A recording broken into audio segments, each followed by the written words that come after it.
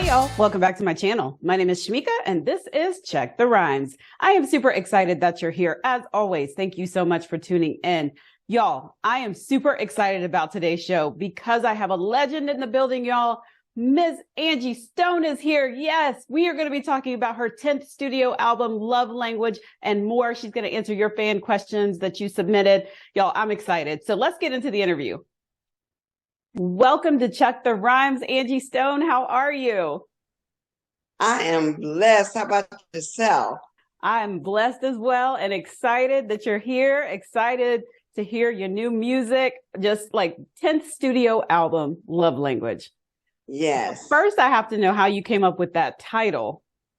Well, there's a song on the album called Love Language, and I didn't have a title. It was the last song I was recording for the album. I said, hey, let's just call the album Love Language because it kind of flowed nicely, and everybody was like, yeah, that's dope. So it was a simple fix, and it kind of fit the project. See, I always think that the artists have like this, sometimes that it's like deeper than what it is. Like, and I do that to Will Downing all the time, and he's like, no. Yeah, it has to personify the whole body of work. Yeah. Mm-hmm. So of course I have to know, what is your love language? Well, my love language basically is felt more than heard. The presence it's unspoken. So when you love someone, you can emit love in silence. For me, when you like a person, from the moment you look at them, you can tell whether you can love that person with their response. So the language is silent. Oh, I like that. Somebody just asked me that earlier. Like, how do you know when you're loved? I was like, you just feel it. Do. It's it. It's silent. Yeah, yeah. And so let me pause right here to just say, you look amazing, gorgeous. Oh, really? Thank you. You're going in reverse. What is the secret? It's the ponytail, girl. I got that big afro off my head. No. I just think everybody was so used to the afro. They you can't really see a person's face when you got all this, crowding the situation. Yeah. And I think because I was able to tame that down, people get to see my mug. That's all. Well, you've got a beautiful mug then. Thank you. Which we've always known that, but yes, you're right. We can see your face better now.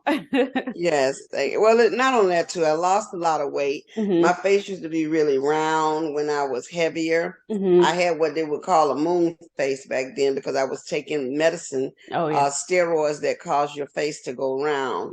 So I think now that I've gotten back to my original shape, body shape and all, you're getting a chance to see Angie Brown, the Angie before I became a celebrity. Oh, okay. Yes, I definitely know about the whole steroids thing. That's a whole nother topic.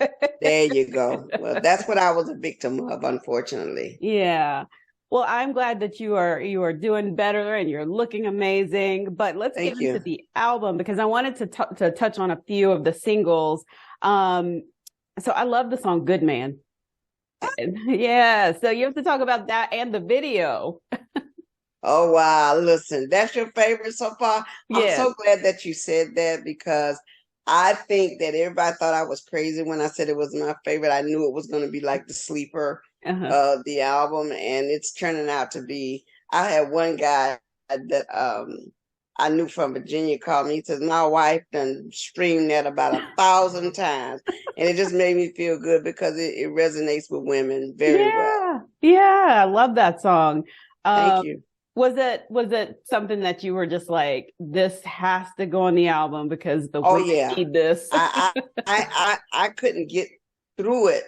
Every night I had to hear it when I was finishing up all the other songs. I was like, play my song before I leave. It was one of them things where you kind of know when just to have that, can't, just to hear that back and forth was just like infectious. Oh, I just got chills. I love it. Let's see, the song Kiss You. Tell me about that.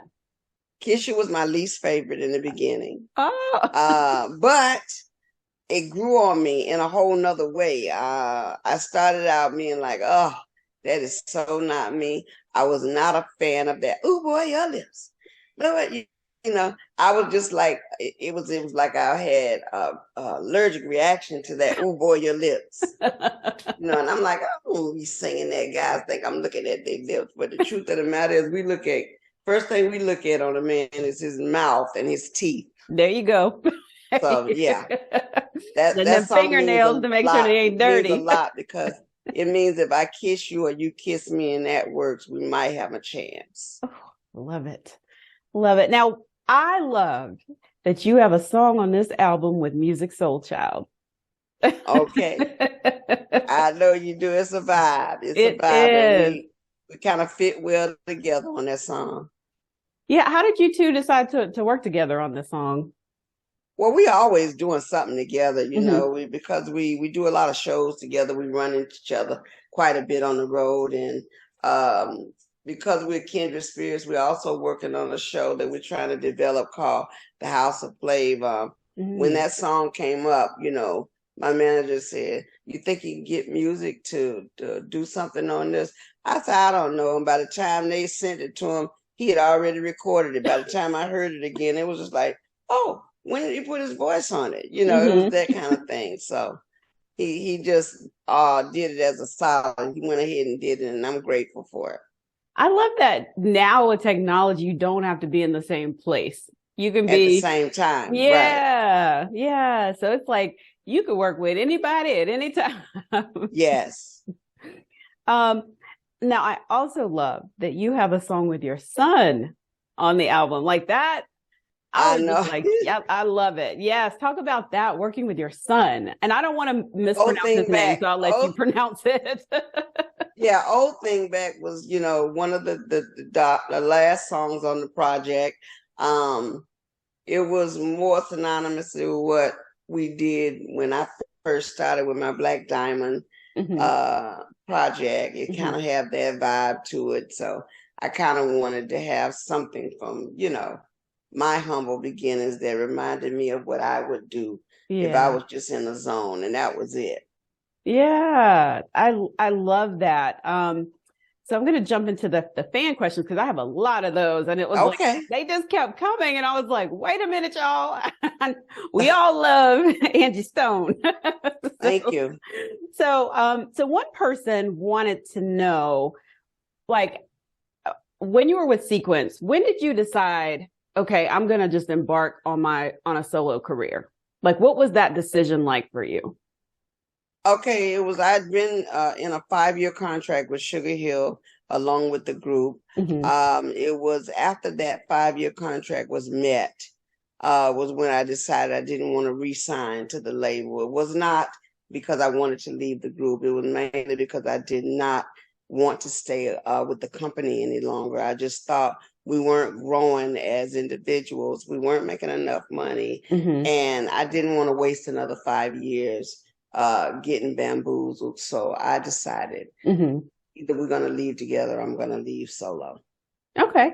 Yeah. Sometimes you have to figure out like what's best for you. And I totally can relate and appreciate that.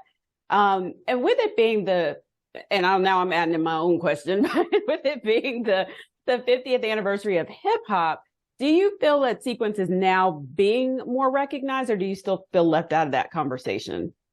I feel like they're forced to recognize us now because they're met with a lot of, wait a minute, why aren't you guys acknowledging the Sequence? You can't do that. You got enough of hip hop heads that know the truth, that are calling them out on their game. And so now the few that dealing with that have to deal with the truth, and the truth is you got to invite these girls because it's no way around it. So do I think we're getting our just? I think we're being they're forcing them to give it to us, but do they want to give it to us? No, they don't really want us to have it, but they know that if they overlook us again, they run the risk of having to tell the world the lies that they've been telling all this time. They have to address it. Yeah. I'm finding that even during my own research that there's so many people that get left out of the conversation. Yes. And then we just take whatever, like, I don't know who the grand historian is, what they said. We're like, oh, then that must be true. But then as you start to research and talk to people, you're like, now, wait a minute, why wasn't this person mentioned or this group mentioned? So I think we have to do a better job as media too, of making sure that all the facts are there. Right. Yeah.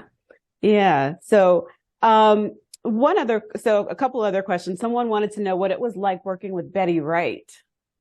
Oh my God. That was like, if you had to have a roadmap to success, that was my roadmap. She was a map that I had to follow her lead just to end up in a stronger place, mainly because she had seen the same things that I had seen. She had run into the same issues I had run into, mainly because we were like kindred spirits. So I learned so much, but she navigated me through a lot of things that would have elsewhere knocked me down. She was the driving force of my, staying in the game.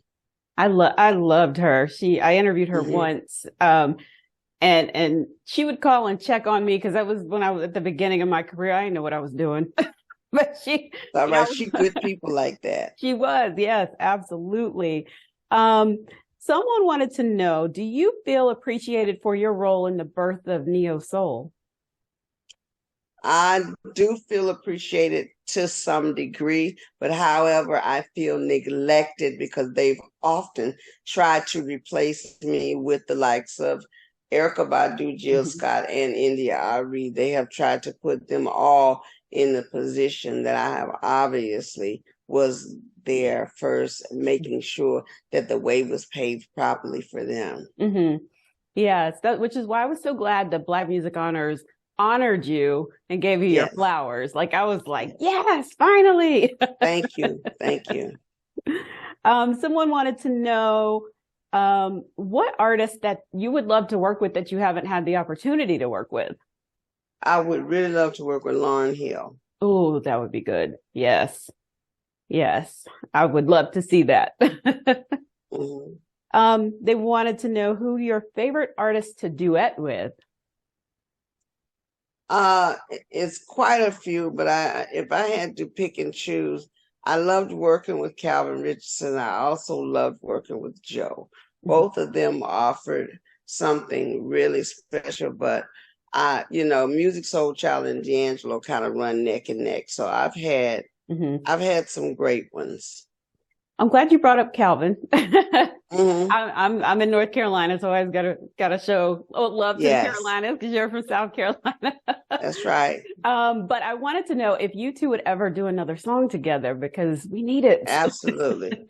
Calvin and I have a track listing of 17 songs that we did when we put together a group we called Kalanji. It's Calvin and Angie together, and I just was speaking to one of the guys who has that embodiment of work. I think that we're going to drudge it up and put it out. So we have 17 songs that we did that are bananas. Oh, I'm ready for that. Like, I hope you'll release that soon. Now I know you're touring with this album. Are you coming to North Carolina? Yeah, I'm sure that I'll come down through North Carolina. This album was just released, so we'll set up a proper tour. Okay. All right. And if you look back on, this is the 10th studio album. If you look back at your body of work, is there anything that just like, you're like, this song is my absolute favorite song of everything I've done? I know that's a hard question. It's a very hard question because I have some songs that just really feel good live. I'll tell you, one of the songs that I have most fun performing is Pissed Off. That's just such a fun song to do live, but that's an unfair question given the fact that I have so many songs that kind of touch home, but I got a feeling that Good Band is going to ride shotgun in a minute. Yeah. So is there anything else that you're working on we can expect to see you? I know. Yeah, I'm working on my Angel Stripes Foundation, which is a foundation that caters to the elderly, Mm-hmm. As well as young, upcoming homeless children. So we've been, dealing with that. Mm-hmm. Yeah. How can people learn more about that? They can go on my Angel Stripes website. Okay. You can find out going on the Angie Stone, all platforms, and find out about the Angel Stripes website. Okay. All right. And let everybody know where they can pick up the album Love Language. Yes. All you got to do is hit my platform. It's on all social media platforms, The Angie Stone. You can get it from Apple Music, Spotify, you name it, it's out there. I did forget one question. I forgot, my cousin just texted and she's like, do not forget to ask Angie this. Okay. You wanted to know your thoughts on creating the video and collaborating with Prince on You Make My Sunshine. Okay. Prince was pretty much in charge of that. We did that at his studio. He flew me out there to Minneapolis. I stayed out there for a week. He had his own studio there, and he actually shot that video himself. And the collaboration was, I just was told what to do. I shut up, sat down, listened, and sang. And it was awesome. Yeah. And it's with it being Black Music Month and then Prince's birthday, like it just, I guess that's what's got people thinking about, like, if you were going to do anything with that. But yeah, so to wrap this up, because I know we're running out of time, since it is Black Music Month, what does Black music mean to you? Well, Black music means, if I had to call it gospel, soul, gospel-delic is what I would call it, mainly because everything that we do is dealt from the soul, from a gospel aspect. When we go back to the quartet style music, it is soul music nonetheless, but it's church music. Mm-hmm. It's that floor stomping, wood stomping, bench stomping, clap, tambourine, one boom, boom, boom. Yeah. It's that. And at the end of the day, it's just what we grew up on, is what we love and know. It is translated over into rock and roll and every other style of music that we've become a part of. So I can just say I'm happy to be a part of the greatest music made in history. And that's just real music. Yes. Oh, I love that. Well, Angie Stone, I want to thank you. Everybody go get their copy of Love Language. It's available right now. You've got to come back and check the rhymes again soon. Absolutely. I absolutely enjoyed chatting with you. Thank you. Have a great one. You too. I said thanks for that question. Oh, I will. Thank you. Okay.